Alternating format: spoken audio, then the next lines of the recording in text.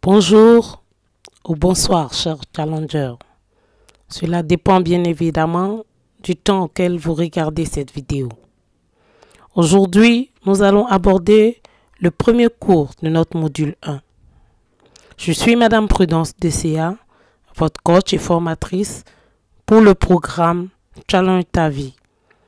Je suis coach d'entreprise et je veux vous aider à entreprendre votre vie. Ce matin, nous allons voir comment développer la confiance en soi. La confiance en soi n'est pas quelque chose que nous pouvons avoir tous les jours. Elle est fluctuante. Un jour on l'a et il arrive des situations, des moments, des actions où nous perdons nos moyens, où nous perdons confiance en nous. Avant donc d'entrer dans le vif des devoirs, de faire des modules, de vous donner un masse d'outils, de vous donner le savoir-faire faire, je pense qu'il est important de découvrir ce savoir-être. Booster la confiance en soi est cela qui va vous permettre de construire votre vie personnelle et professionnelle de façon stable et durable.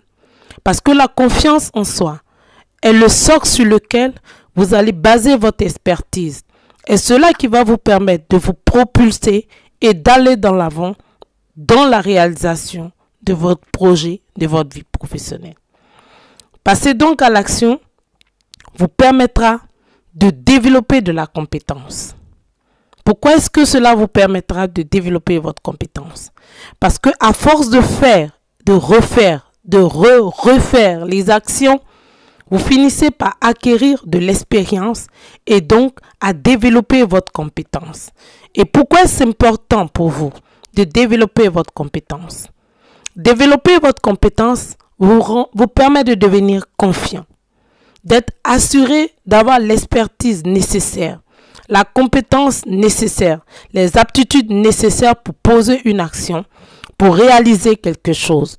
Et c'est en cela que cela va développer votre confiance en vous et vous permettre donc d'aller plus en avant dans la réalisation de vos objectifs. Ainsi donc, la confiance en soi nous emmène au succès. Pourquoi est-ce que je le dis? Parce qu'ayant développé cette expertise, ayant développé la confiance en vous, puisque vous aurez l'assurance désormais d'avoir la compétence nécessaire pour vous réaliser ou pour poser une action ou pour réaliser un projet, vous aurez le courage d'oser plus et donc vous irez vers le succès. La confiance en vous est comme à l'exemple de Alberto, est cela qui ne vous retient pas, mais qui vous pousse à l'action, qui vous emmène à aller au-delà de ce que vous pourrez croire, à aller au-delà de vos croyances limitantes, aller au-delà de vos pensées et asseoir donc votre expertise et donc à vous réaliser et donc à avoir du succès.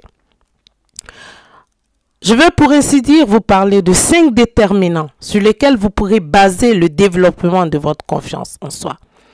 Cela est parti de l'étude de Carol Dweck avec son équipe qui nous montre 5 réflexions simples pour construire et orchestrer la confiance en soi. Parce que la confiance en soi, elle a besoin d'être cultivée, elle a besoin d'être développée au quotidien. D'abord, pour pouvoir avoir la confiance en soi, vous devez créer votre zone de confort. Qu'est-ce que j'appelle votre zone de confort?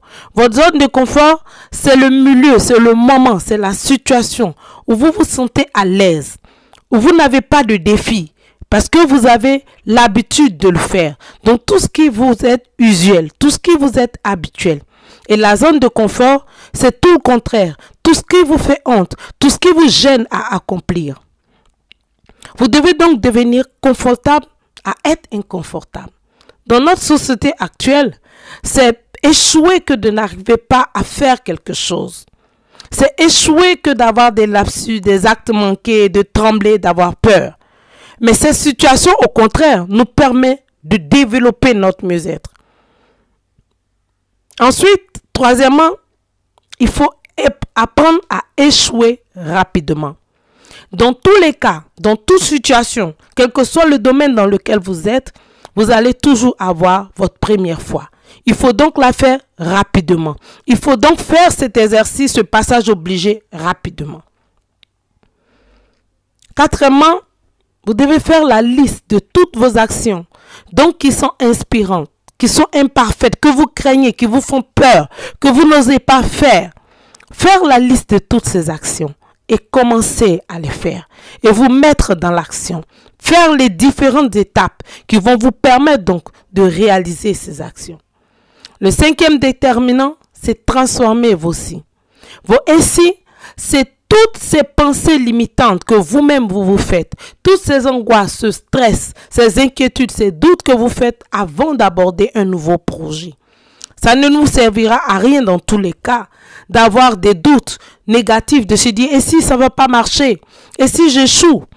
Il serait mieux dans tous les cas, puisque c'est « et si » se réalise jamais, de se dire « et si je réussis ?» C'est meilleur, n'est-ce pas? Ensuite, vous devez vous demander pour conclure, qu'est-ce que les gens pensent?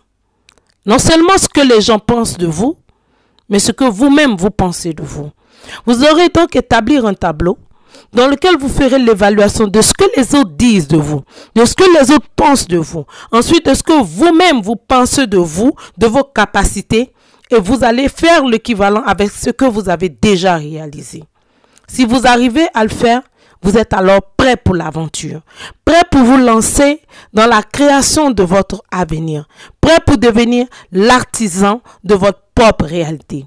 Alors, passez à l'action.